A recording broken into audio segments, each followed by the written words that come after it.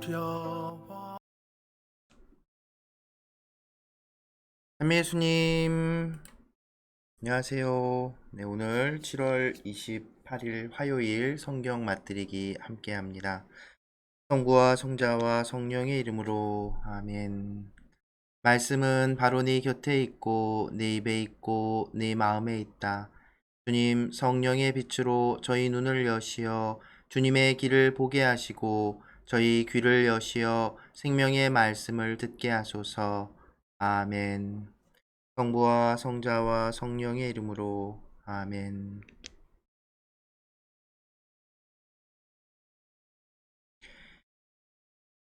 아브람이 부르심을 받다.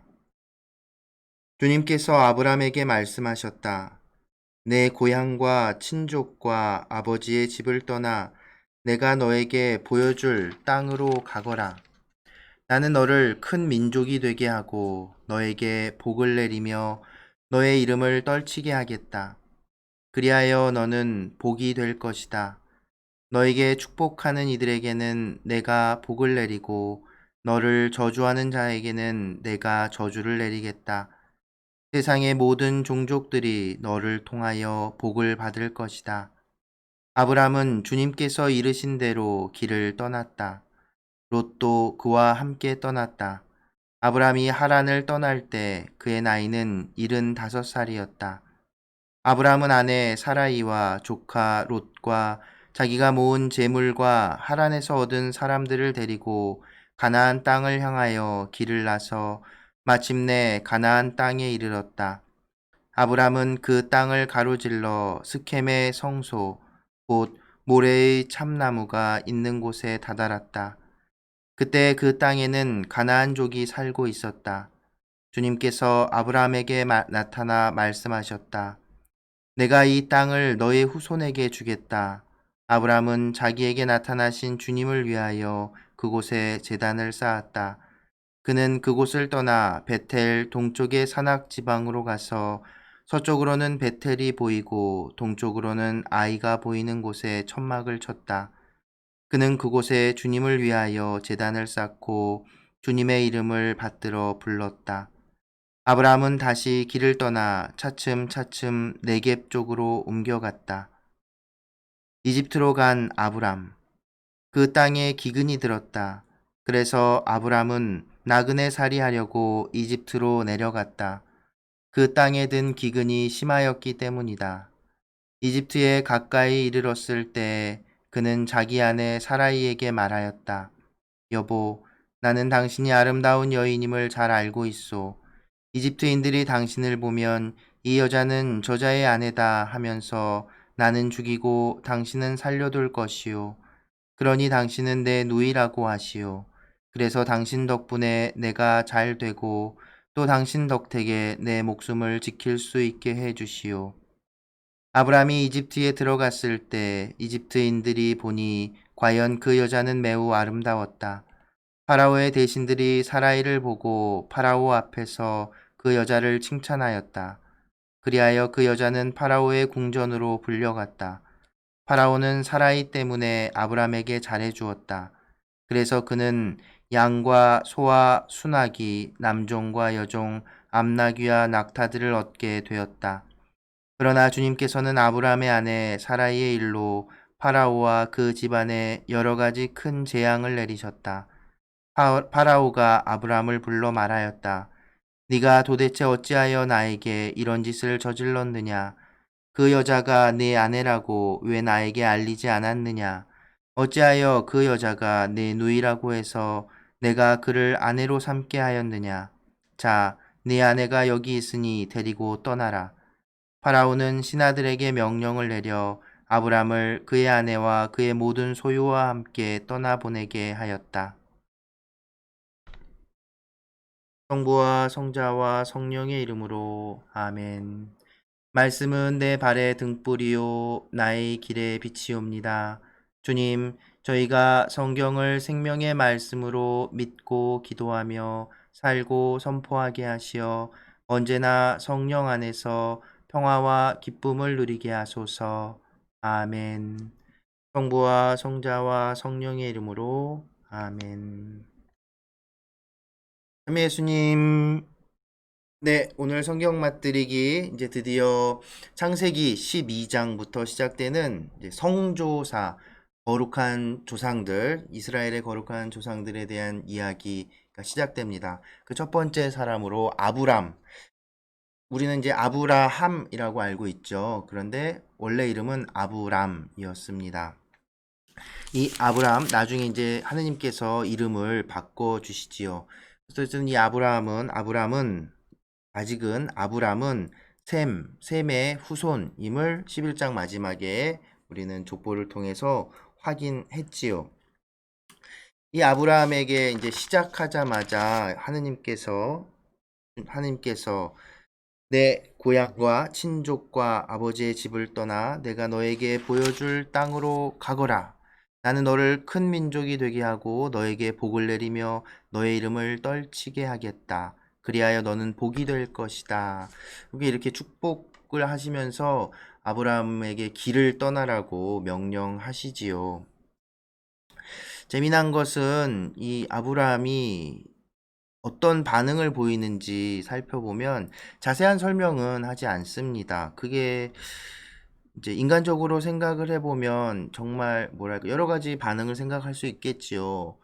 그냥 뭐랄까 그 하나님께서 자기에게 이렇게 말씀을 건네시고 길을 떠나라는 것은 두려움 그리고 어떤 믿음에 대한 표현 뭐 이런 것들 여러 가지 할 수 있을 텐데 아브람은 그런 반응에 대한 설명이 없이 그냥 4절에 보면 아브람은 주님께서 이르신 대로 길을 떠났다.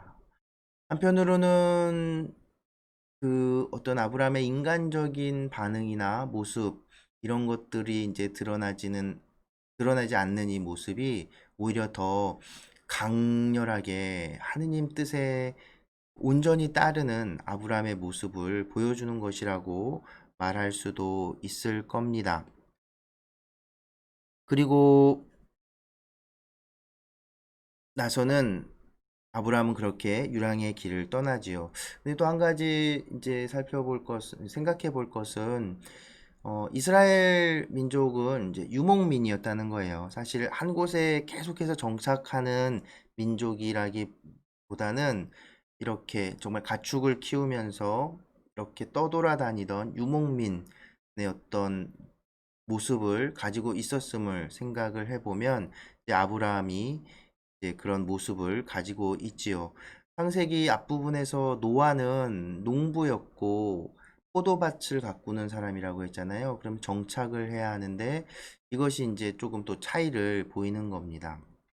어찌됐든 이제 이스라엘이라고 불리우는 하느님 백성으로서의 성격을 갖게 된 이 민족은 유목민의 성격, 그 실제 삶의 형태도 그렇고 신학적으로 본 그들 공동체의 모습이 이 세상, 하느님 나라가 아닌 이 세상에 하느님 나라를 향해 걸어가는 유목민과도 같은 표현으로 삼기도 합니다. 어쨌든 그래서 이 아브라함이 이제 여정을 떠나는데 오랜만에 지도 한번 보고 올까요? 그 아브라함이 어떤 여정을 거쳤는지 지도를 통해서 우리가 같이 한번 보면 좋을 것 같습니다. 네, 먼저 이 첫 번째 지도는 이제 노아 자손들이 이 지역에 어떻게 퍼져 있었는지를 간략하게 이렇게 보여준 겁니다. 이 빨간색으로 된 게 이제 야펫, 막내라고 할 수 있는 야펫 자손들이 그 성서에서 표현하는 대로 하면 이렇게 퍼져 있었고요. 파란색이 이제 함의 자손들, 이 아프리카 지역, 여기가 아프리카거든요. 아, 이게 안 나왔겠구나. 자, 여기 파란색이 이제 함의 후손들, 이제 아프리카하고 여기 이제 이집트 여기 에티오피아, 요쪽이 이제 함의 후손들, 그리고 이제 이스라엘의 그 아브라함의 선조인 셈의 자손들은 요렇게 퍼져서 살았다고 여기 이제 바빌로니아도 보이죠. 보이고 가나안 여기에 있습니다. 자, 이게 이제 노아 자손들의 분포 지역을 간단하게 살펴보고요. 전체 지도가 이렇게 생긴 걸 보죠. 그러니까 여기에 이제 예루살렘이 있고 여기가 이제 가나안 땅이고 여기 이태리 보이시죠? 로마가 여기 있을 거고요. 이쪽은 유럽. 그리고 여기가 지금은 터키. 그리고 이쪽에 이제 그리스 지역, 여기는 이제 아프리카 지역이 되는 겁니다. 여기 이제 중동 지역인 거죠. 다음 지도를 보시면 이제 이게 아브라함의 그 이동 경로를 이제 볼 수 있는 지도입니다. 아브라함이 어디 출신이냐면 아브라함은 우르에서 살았어요. 우르. 여기서 그래서 우르에서 출발해 가지고서는 요런 경로를 해서 쭉 간 겁니다. 이렇게 이동했고 아브라함이 이제 하란에 있을 때 아브라함이 우르에 살았다는 건 그 11장 마지막에 보면 이제 세메에서 아브라함까지 족보에서 그 31절에 보면 이렇게 나와 있습니다. 테라는 아들 아브람과 아들 하란에게서 난 손자 롯과 아들 아브람의 아내인 며느리 사라이를 데리고 가나안 땅으로 가려고 칼데아의 우르를 떠났다. 그러나 그들은 하란에 이르러 그곳에 자리 잡고 살았다. 그러니까 이제 아브람의 아버지 테라가 우르에 살았던 거예요. 근데 이제 자식들을 데리고 가족들을 데리고 이렇게 거쳐서 원래는 가나안 땅으로 가려고 했었는데 이제 하란에서 자리를 잡고 산 겁니다. 그리고 이제 아브라함은 여기서 이제 살다가 하란에서 출발을 해서 오늘 함께 읽은 12장을 보면 이제 조카인 롯까지 데리고 나서 출발을 하지요. 그래서 가나안 땅에 이르릅니다. 그 가나안 땅을 이르러서 스켐이라는 곳에 다다르지요. 스켐이 어디 있냐면 스켐 여기 세겜이라고도 불리는 이 스켐 여기에 도달하는 겁니다. 그리고 나서 이 스켐 성소에서 하느님의 말씀을 다시 듣지요. 7절에 보면 내가 이 땅을 너의 후손에게 주겠다. 바로 이 가나안 땅, 약속의 땅이라고 하는 이 가나안 땅을 주겠다 하죠. 그럼 여러분 또 생각나지요? 그 노아의 저주, 가나안을 자기 아들 함의 아들인 가나안을 저주해서 종이 될 것이라고 했던 그런 것들도 이제 생각이 나는 것이죠. 셈의 후손인 아브람이 가나안 족이 살고 있는 이 땅을 다시 하나님께서 그 셈의 후손인 아브람에게 주겠다는 약속을 하시는 거죠. 어떻게 보면 좀 무섭죠. 근데 어찌됐든 이제 세켐에서 또 이동을 해서 베텔로 갑니다. 베텔 여기 이제 베델이라고 쓰여 있는 이 베텔 이제 히브리어 발음이니까 이걸 한글로 표기하면서 조금씩 차이가 있는데요. 베텔은 히브리어로 풀면 하느님의 집이라는 뜻을 가지고 있습니다. 이 베텔 동쪽의 산악 지방으로 가서 베텔이 보이고 동쪽으로는 아이가 보이는 그러니까 요 가나안 지역의 한 가운데죠. 여기에서 주님을 위해 제단을 쌓고 주님의 이름을 다시 불렀다라고 표현을 하고 있지요. 근데 여기서 살다가 이 가나안 땅에 기근이 들어서 사실은 비옥한 땅, 약속의 땅이라고 하지만 여기가 그렇게 비옥한 땅은 아니었던 것 같아요. 물론 지금 이 이동 경로를 따라서 이렇게 보면 여기 보면 유프라테스 강, 티그리스 강 있고 여기 이제 사해가 있는데 그나마 이쪽은 이제 사막이라고 해야 될까요? 전체적으로 사막 광야라고 불리우는 그런 척박한 땅입니다. 사실은 살기가 굉장히 어려운 땅이에요. 그나마도 이 강 우루 근처에도 있고 강을 중심으로 해서 이렇게 초승달 모양이 생기죠. 그래서 이렇게를 해서 비옥한 초승달 지역이라고 해서 문명들이 이제 이 지역에 몰려서 살았습니다. 어쨌든 여기는 이 지중해도 있고 해서 뭐 살만했는데 이 땅이 그렇게 좋은 땅은 아니었던 것 같아요. 그래서 기근이 들어서 이집트로 피해가는데 이게 또 여러분 익숙한 이제 나중에 보시게 될 건데 요셉 이제 아브라함의 후손이죠. 요셉도 이삭의 아들 요셉도 이렇게 이집트로 잡혀갔을 때 그 형제들이 가나안 땅에 살다가 기근이 들어서 이집트로 피신해 오죠.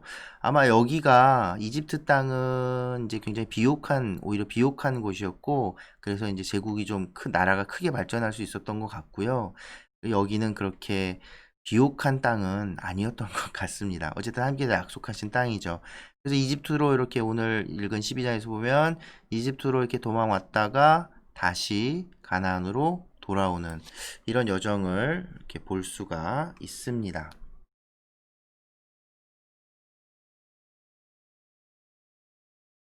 자, 오랜만에 지도를 통해서 이렇게 봤는데, 이렇게 지도를 통해서 보면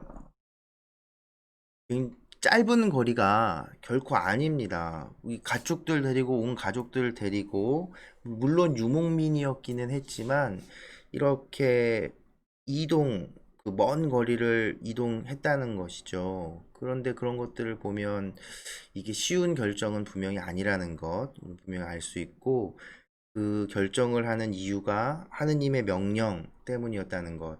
사실 이제 거기서부터 우리가 아브라함을 믿음의 조상이라고 이야기하기도 하는 것이지요. 근데 좀 이상한 것은 이제 10절 이후의 내용이지요. 기근 때문에 이집트로 피신을 했던 아브라함이 걱정을 합니다. 사라이가 굉장히 예뻤나 봐요. 그래서 이제 사라이가 부인이 예쁘니까 이집트 사람들이 자기를 해코지하고 그 위험을 겪게 될까 봐 사라이를 누이라고 자매라고 거짓말을 하죠. 그래서 이집트 파라오의 부인으로 데려갑니다. 이게 이해가 안 되죠. 그런데 하느님께서 이집트 사람들을 이렇게 벌 주셔서 재앙을 주셔가지고서는 사라이도 돌려받고 사라이 때문에 받은 그런 뭐 재물들까지도 다 받은 채로 다시 가나안으로 돌아가게 됩니다. 짧게 표현되어 있지만 이 이야기 자체가 이후에 우리가 함께 될 이집트에서의 모세의 모습들을 벌써 보여주는 듯한 느낌도 들고요. 그런데 이제 아브라함의 태도를 우리가 생각해 볼 수 있습니다. 아브라함은 걱정하죠. 근데 재미난 건 이런 모습을 보면 하란에서 떠나라 했을 때도 분명히 걱정되고 두려워하고 그랬을 것 같은데 이제 실질적으로 아까 처음에 말씀드린 대로 이게 아브라함의 본래 모습이라는 것이죠. 걱정도 많고 두려움도 가지고 있고 현실적인 이 걱정들을 하고 있었다는 겁니다. 바로 우리와 똑같다는 거죠. 그러니까 마치 아브라함을 그냥 그 굳은 의지를 가지고 나는 범접할 수도 없는 그런 이제 성인 이렇게만 보면 그 아브라함이 하느님과 함께했던 그 하느님에 따르는 그 길을 걸었던 모습을 온전히 바라볼 수가 없게 된다는 겁니다. 이후 이제 구체적인 사건들을 통해서 드러나게 될 텐데요. 아브라함 역시도 지금의 우리처럼 똑같이 현세적인 고민과 걱정들을 했던 사람이라는 것. 그 점을 우리가 봤으면 좋겠고요. 그럼에도 불구하고 하느님께서 그런 아브라함에게 우리가 생각하지도 못했던 방법들로 길을 열어주시고 방향을 잡아 주신다는 것. 그것을 우리가 또 확인할 수 있으면 좋겠습니다. 그리고 또 한 가지는 하나님께서 우리에게 보여주시는 그 길은 결코 그냥 마냥 순탄한 꽃길이 아니라는 겁니다.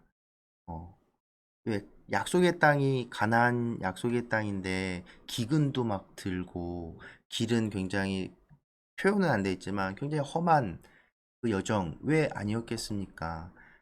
예수님의 십자가의 길처럼 하느님께서 우리에게 보여주시는 당신께로 이끌어 주시는 그 길은 결코 우리가 생각하는 꽃길, 아름답고 편안하고 세상이 말하는 성공의 길이 아니라는 겁니다. 아닐 수 있다는 겁니다. 그 점을 우리가 또 생각해 보고 우리에게 닥쳐오는 어떤 그런 어려움, 세상 걱정들, 그것에 또 이렇게 얽매여서 고민하는 우리의 모습들 한번 돌아보는 시간이 되었으면 좋겠고요. 그럼에도 불구하고 하나님께서 더 큰 계획으로, 더 큰 자비로 아브라함을 또 그를 통해서 그 후손들을 이끌어 주시는 그 여정을 이제 오늘부터 함께 읽어 나가면서 짚어갔으면 좋겠습니다. 오늘 함께 들려드릴 노래는 떼제 성가예요. 두려워 말라라는 노래고요. 그래서 두려움 많이 있지만 걱정 많지만 하나님께서 함께 계시니 우리도 두려워하지 말고 하나님이 이끌어 주시는 그 길, 그 여정들을 잘 따라 나설 수 있으면 좋겠습니다. 오늘도 함께 해주셔서 감사합니다.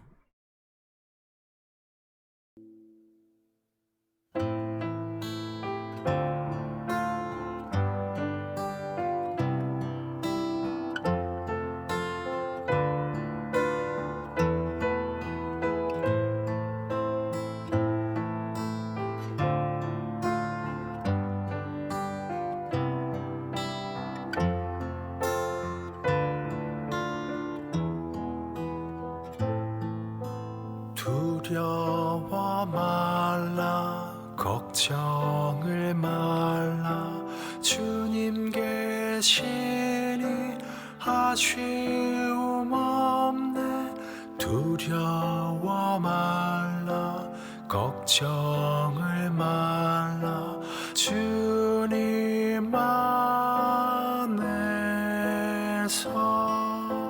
두려워 말라 걱정을 말라 주님 계시니 아쉬움 없네 두려워 말라 걱정을 말라 주님 안에서